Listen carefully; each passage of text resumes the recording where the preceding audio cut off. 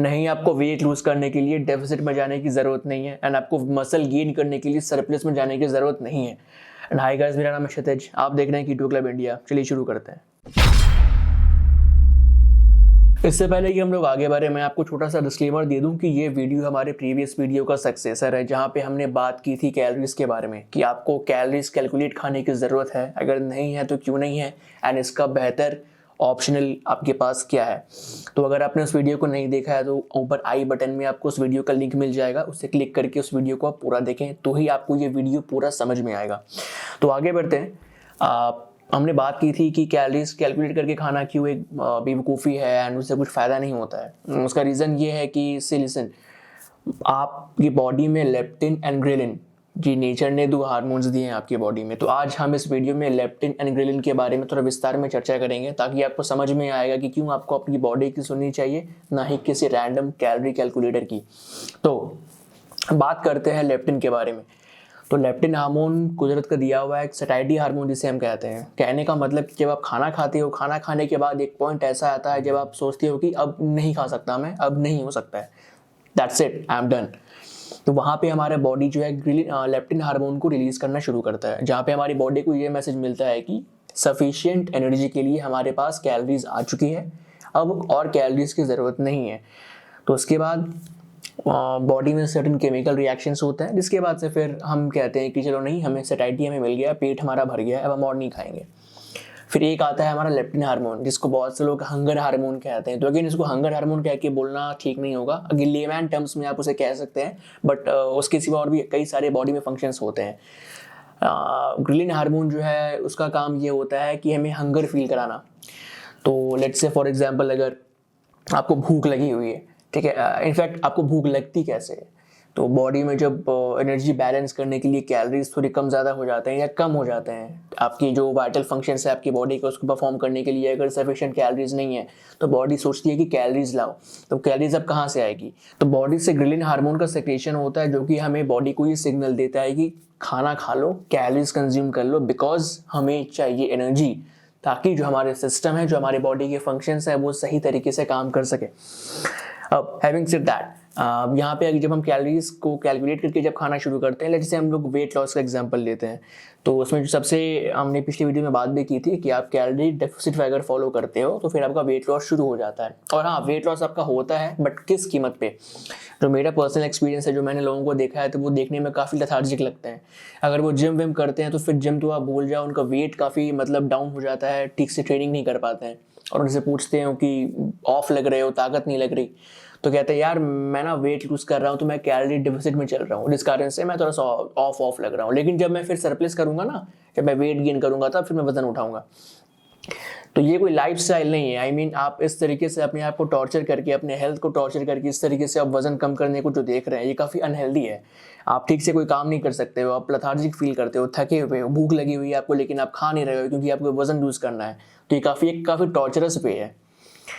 और वहीं पर फिर सेम बात आती है मसल गेन करने वालों की। उस पर अगर आप सुनोगे तो कहते हैं कि हर 2 घंटे में मील खाना चाहिए, हर 3 घंटे में मील खाना चाहिए, दिन में आपको 5 मील्स लेनी चाहिए। ऐसा बिल्कुल नहीं है। आप तभी खाओ जब आपको भूख लगती है, एंड आप तब मत खाओ, बिल्कुल मत खाओ, खाना रोक दो जब आपको भूख खत्म हो चुकी है आपकी, एंड अब आपको नहीं खाना है, दैट्स इट।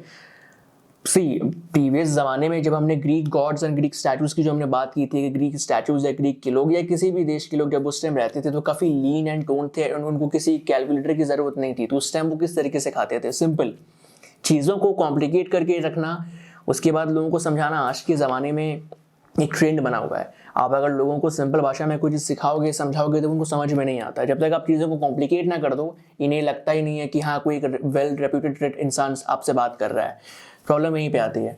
तो अब अगेन अमाउंट ऑफ कैलोरीज पे इतना ज़्यादा फोकस किया गया कि टाइप ऑफ कैलोरीज पे कभी फोकस गया ही नहीं। Type of calories in sense, हमेशा हमने कहा कि अमाउंट ऑफ कैलोरीज से फोकस करो, मतलब इतना कैलोरीज खा रहे हो कम खा लो, अगर कम खा रहे हो तो ज़्यादा खा लो। ये कभी नहीं कहा कि आप टाइप ऑफ कैलोरीज पे भी फोकस करो।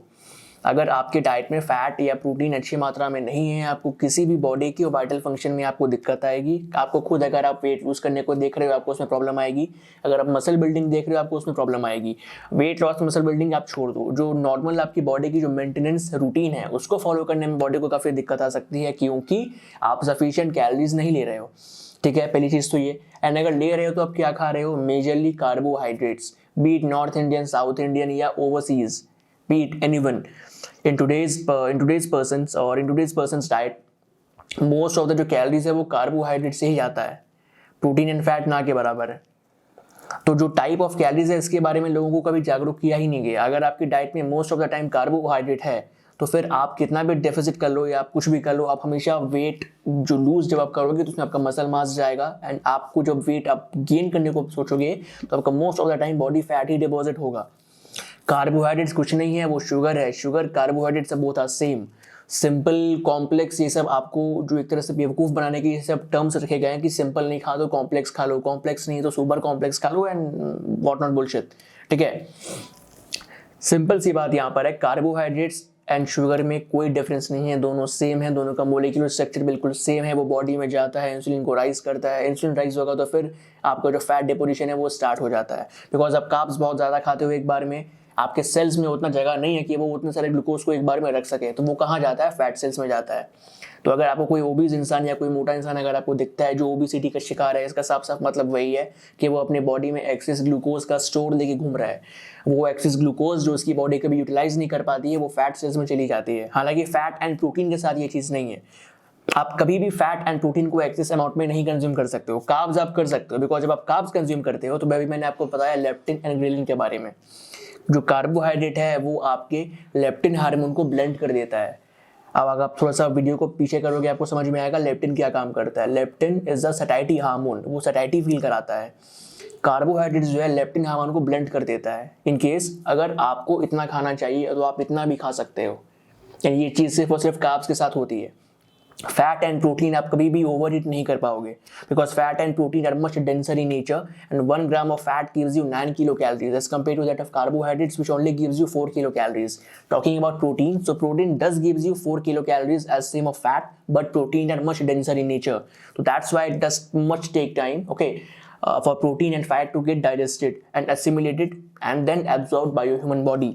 कार्ब के साथ ये चीज़ नहीं है, कार्ब्स बहुत जल्दी डाइजेस्ट होती है एंड फिर इंसुलिन राइज होता है, फिर वेट गेन, बॉडी गेन, जो भी आप कह लो, बॉडी गेन तो नहीं, वेट गेन आप कह लो, एक्सेस बॉडी फैट, ये चीज़ें होती है कार्ब्स के साथ। आपके लेप्टिन हार्मोन को ब्लेंड कर देता है जिससे कि आप ज़्यादा कार्ब्स खा लेते हो, ओवर ईट। तो आप कार्ब्स को ओवर ईट कर सकते हो, आप फैट एंड प्रोटीन को ओवर ईट नहीं कर सकते, इट्स इम्पॉसिबल।